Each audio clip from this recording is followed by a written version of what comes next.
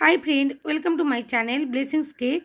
आज आमी एकेबारे बेकारी स्टाइलेर एकटा ग्लेज केकेर सम्पूर्ण डेकोरेशन निये एसेछि और ये केकटा भिडियो स्किप ना करे देखले आपनारा बाड़ीते पारफेक्ट भावे एरकम धरनेर एकटा बेकारी स्टाइलेर केक बानाते पारबेन। स्टेप बाई स्टेप आमी भिडियोर मध्य देखिएछि। प्लिज भिडियोटा देखबेन और भालो लागले अवश्यई आमार चैनलटा सबस्क्राइब करबार अनुरोध जानालाम और पाशे थाका बेल आइकनटी क्लिक करते भूलबेन ना जाते समस्त भिडियोर नोटिफिकेशन पहुँचे जाए। लाइक शेयर कमेंट अवश्यई करबेन बंधुरा और आमार चैनेले नतून एसे थाकले अवश्यई आमार चैनलटा सबस्क्राइब करबेन अनुरोध जानालाम। आमी एखाने देखुन धीरे धीरे आमी स्टेप बाई स्टेप आपनादेर देखिए दिচ্ছি।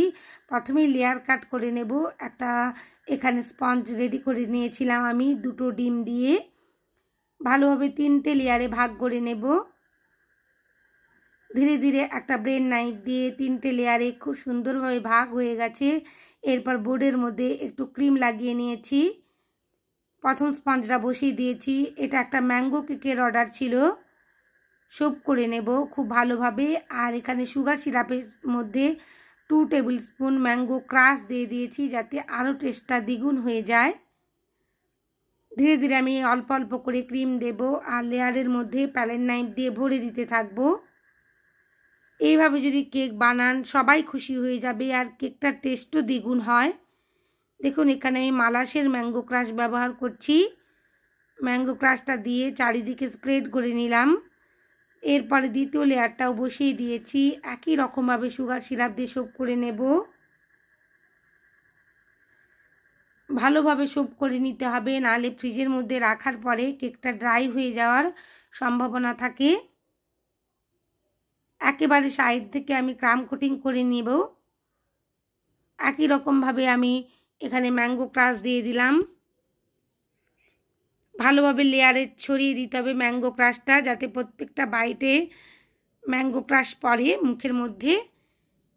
তৃতীয় লেয়ারটাও বসিয়ে দিয়েছি। একই রকমভাবে সুগার সিরাপ দিয়ে সোপ করেছি আর ক্রিম দিয়ে ভালোভাবে একেবারে ক্রাম কোটিং করে নেব খুব ভালোভাবে। আমি সব সময় বলে থাকি বন্ধুরা, ক্রাম কোটিং করে ফ্রিজের মধ্যে 15 মিনিট যদি সেট করতে রেখে দেওয়া যায় কেকটা খুব সুন্দরভাবে অল্প ক্রিমে ফিনিশিং আনা যায়। আর এই কেকটার অর্ডার যিনি করেছিলেন উনি এর সাথে আরও একটা কেক অর্ডার করেছিলেন।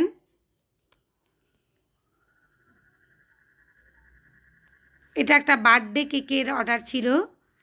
আমি কি ডিজাইন করব ভেবে পাচ্ছিলাম না, তারপরে মনে হলো একটা নিউট্রাল জেল দিয়ে খুব সুন্দর বেকারি স্টাইলের কেক বানাই। টপার বসিয়ে সমস্ত কিছু ভিডিওর মধ্যে দেখিয়েছি। দেখুন এখানে আমি টপারটা কীভাবে বানিয়েছি সেটাই দেখিয়ে দেব। হোয়াইট কম্পাউন্ড চকলেট আর ডার্ক কম্পাউন্ড চকলেট আমি মেল্ট করে নিয়েছি। ওএইচপি সিড নিয়ে নিয়েছি। ওএইচপি সিডটা আমি আগেও আপনাদের সাথে শেয়ার করেছি। ওএইচপি সিডের যে ওয়ার্কটা হয় চকলেট ডেকোরেশনের জন্য, আর এই ভিডিওর মধ্যেও আমি দেখিয়ে দেব। আমার যে সমস্ত বন্ধুরা ওএইচপি সিডের মধ্যে চকলেট গার্নিশিং করতে চান বা চকলেটের টপার বানাতে চান তারা অবশ্যই করতে পারবেন। এই ওএইচপি সিডটা যে কোনো বইয়ের দোকানে আপনারা ওএইচপি সিড বললেই দিয়ে দেবে। দেখুন এখানে কাপ কেকের যে মোল্ড হয় সেই মোল্ডের মধ্যেই আমি কিছুটা হোয়াইট কম্পাউন্ড গানাশ দিয়ে দিয়েছি আর ভালোভাবে প্রথম লেয়ারটা ভরে নেব আর ফ্রিজের মধ্যে সেট করতে রেখে দেব। এইভাবে টপার বানিয়ে যদি কেকটা ডেকোরেশন করা যায় কেকটা দেখতে অসাধারণ হয় আর খেতেও খুব ভালো হয়। দেখুন ধীরে ধীরে আমি চামচ দিয়ে হোয়াইট কম্পাউন্ড যে চকলেটটা মেল্ট করেছিলাম সেটাই ছড়িয়ে নিচ্ছি কাপ কেকের মোল্ডের মধ্যে। আমি দুটো লেয়ার বানাবো, দুটো লেয়ার বানিয়ে রেডি করব। ধীরে ধীরে কাপ কেকটা আমার রেডি হয়ে গেছে, আমি ফ্রিজের মধ্যে রেখে দিয়েছিলাম। এরপর দেখুন এখানে ব্ল্যাক কম্পাউন্ড চকলেট আমি যে মেল্ট করেছি সেটা হাতের আঙুল দিয়ে ছিটিয়ে দিচ্ছি ভালোভাবে ওএইচপি সিটের মধ্যে, যেন হোয়াইট কম্পাউন্ড চকলেট দিয়ে ডিজাইন করার সময় টপার বানানোর সময় একটা এফেক্ট থাকে। সামনের অংশে আমি এখানে 2 থেকে 3 সেকেন্ডের জন্য, সেকেন্ড বললাম বন্ধুরা, সেকেন্ডের জন্য আমি ওএইচপি সিটটা ফ্রিজের মধ্যে রেখে দিয়েছিলাম। তারপরে বের করে এনে হোয়াইট কম্পাউন্ড চকলেটটা যে মেল্ট করে রেখেছিলাম দিয়ে দিলাম। এক্ষেত্রে একটা কথা বলে রাখি, টিপস দিয়ে রাখি, কোনো মতেই হোয়াইট কম্পাউন্ড চকলেট যেন গরম না থাকে, তাহলে নিচের যে ব্ল্যাক চকলেটটা আছে ওটা উঠে চলে আসার সম্ভাবনা থাকবে। আর নিচের ব্ল্যাক চকলেটটা অবশ্যই একটু সেট করে নিতে হবে, না হলে এই হোয়াইট কম্পাউন্ড চকলেট দেওয়ার পর ওটা উঠে চলে আসবে আর ডিজাইনটা পারফেক্ট আসবে না। আমার এই টিপস যদি আপনাদের ভালো লাগে প্লিজ আমার চ্যানেলটা সাবস্ক্রাইব করবার অনুরোধ জানালাম। আর পাশে থাকা বেল আইকনটি অবশ্যই ক্লিক করে দেবেন বন্ধুরা, যাতে সমস্ত ভিডিওর নোটিফিকেশান আপনাদের কাছে পৌঁছে যায়। এই পর্যায়ে এসে ওএইচপিসিটা আবারও 2 থেকে 3 সেকেন্ডের জন্য, মিনিট নয় বন্ধুরা, সেকেন্ডের জন্য আমি ফ্রিজের মধ্যে রেখেছিলাম, কারণ এখন ওয়েদার ভীষণভাবে গরম, বাইরে রাখলে কখনোই আলতোভাবে শুকনো হবে না, তাই একটু ফ্রিজের মধ্যে সেট করতে হয়েছে। এই ধরনের টপারগুলো বানানোর ক্ষেত্রে একটু সাবধানতা অবলম্বন করতে হবে, কারণ অতিরিক্ত যদি সেট হয়ে যায় তাহলে টপারের জন্য যে ছুরি দিয়ে আমি কাটছি বা এভাবে যে আমি গোল গোল করে নোজেলের মুখটা দিয়ে করেছি, এগুলো কখনোই হবে না, চকলেট আপনার ভাঙতে থাকবে। বিশেষভাবে এগুলো নভেম্বর ডিসেম্বর শীতকালের দিকে চকলেটটা বাইরে একটু রাখলেই খুব সুন্দর সেট হয়ে যায়, আর এরকম ডিজাইনের জন্য টপারগুলো বানানো যায়। কিন্তু এখন তো গরম, বাইরে রাখলে কিছুতেই চকলেটটা সেট হবে না, আলতো মতন সেট হতে হবে, যাতে হাতে দিলে মনে হয় যেন হাতের মধ্যে লাগছে না, এইরকমভাবে সেট হতে হবে। আবার অতিরিক্ত সেট হলেও টপার রেডি হবে না। এইভাবে করে দাগ দিয়ে যেমন খুশি একটা ডিজাইন করতে পারেন আপনার। আমার যা যা ডিজাইন লাগবে আমি করে নিয়েছি। এরপর ফ্রিজের মধ্যে 10 মিনিটের জন্য সেট করতে রেখে দিয়েছিলাম। কত সুন্দর টপার রেডি হয়ে গেছে। এরপর ক্রিমের মধ্যে একটু ইয়েলো জেল কালার মিশিয়ে নিচ্ছি। এখানে ইয়েলো কালারের নিউট্রাল জেল দিয়েই আমি কেকটা ডেকোরেশন করব, তাই ইয়েলো কালারের ক্রিম রেডি করেই ফিনিশিংটা করে নেব।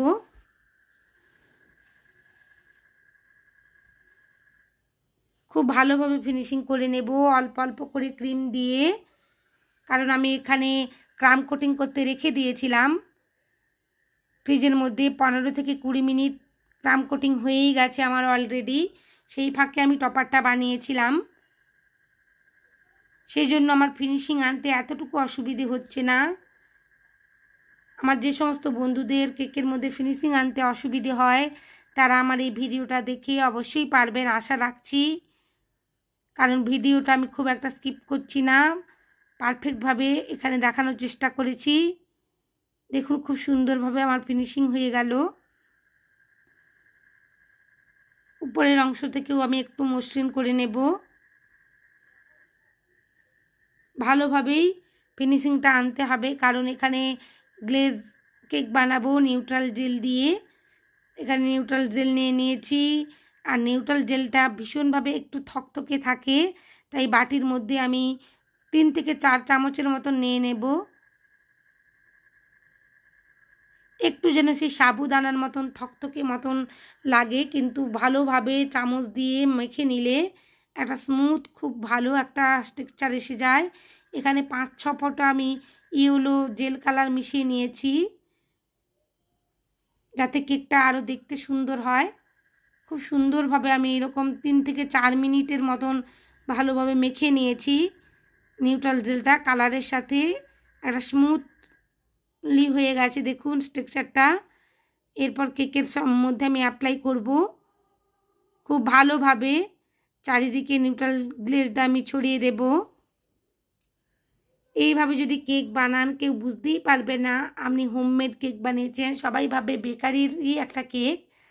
তাই অবশ্যই বাড়িতে একবার বানাবেন আর সবার মন জয় করে নেবেন। যদি ভালো লেগে থাকে প্লিজ লাইক শেয়ার কমেন্ট করবেন, আর চ্যানেলটা সাবস্ক্রাইব করবার অনুরোধ জানালাম। ধীরে ধীরে দেখুন আমি চারিদিক থেকে নিউট্রাল জেলগুলো ছড়িয়ে দিচ্ছি, একেবারে পুরো কেকটা আমি কভার করে নেব। এখানে কেবলমাত্র আমি নিউট্রাল জেলটাই ব্যবহার করেছি, এর সাথে অন্য কোনো কিছুই মেশাইনি, আর ফুড ইয়েলো জেল কালার মিশিয়েছি। কেকটা কত সুন্দর গ্লেজি লাগছে। নিচের অংশের এক্সট্রা জেলগুলো তুলে নিলাম আর একটা কিচেন রুমাল দিয়ে মুছে নিয়েছি। এখানে আমি একটু অন্য রকমের ডিজাইন করতে চেয়েছি, সেই জন্য ব্ল্যাক কালারের যে গানাশ বানিয়ে রেখেছিলাম ব্ল্যাক কম্পাউন্ড দিয়ে, সেটাই ব্যবহার করছি পাইপিং ব্যাগের মধ্যে। গানাশটা ভরে নিয়েছি। তারপরে এরকম ধরনের একটা গোল মতন দাগ করে নিচ্ছি। একই রকমভাবে হোয়াইট চকলেট গানাশ দিয়ে মাঝের অংশে ভরে নেব। এখানে আমি ক্রিম দিলেও দিতে পারতাম, ক্রিম দিলেও চলবে, কোনো অসুবিধে নেই। ক্রিমটা একটু লিকুইড করে নিয়ে এইভাবে গানাশের মাঝে দিলে বোঝাই যাবে না যে ওটা চকলেট না ক্রিম।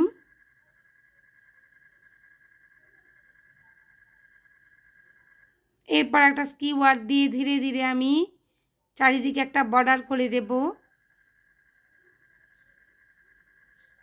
খুবই ধৈর্য ধরে করতে হবে, তাড়াহুড়ো করা যাবে না এই সময়। কেকটা অলরেডি কমপ্লিট।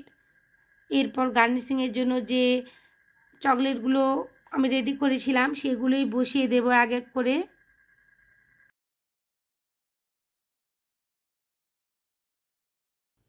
দেখুন টপারগুলো কত সুন্দর দেখতে লাগছে। এইভাবে অবশ্যই একবার বাড়িতে টপার বানাবেন আর কেক ডেকোরেশন করবেন। টপারগুলো দেখে মনে হচ্ছে বানানো খুব একটা সহজ নয়, কিন্তু বানালে অবশ্যই পারফেক্টভাবে বানাতে পারবেন একটু চেষ্টা করলে। উপর থেকে কয়েকটা টপার আমি বসিয়ে দিচ্ছি যাতে কেকটা আরও সুন্দর দেখতে হয়। সবাই খুব ভালো থাকবেন বন্ধুরা, বাড়িতে অনেক কেক বানাবেন আর লাইক শেয়ার কমেন্ট করতে ভুলবেন না। অনেক ধন্যবাদ আমার ভিডিও দেখার জন্য।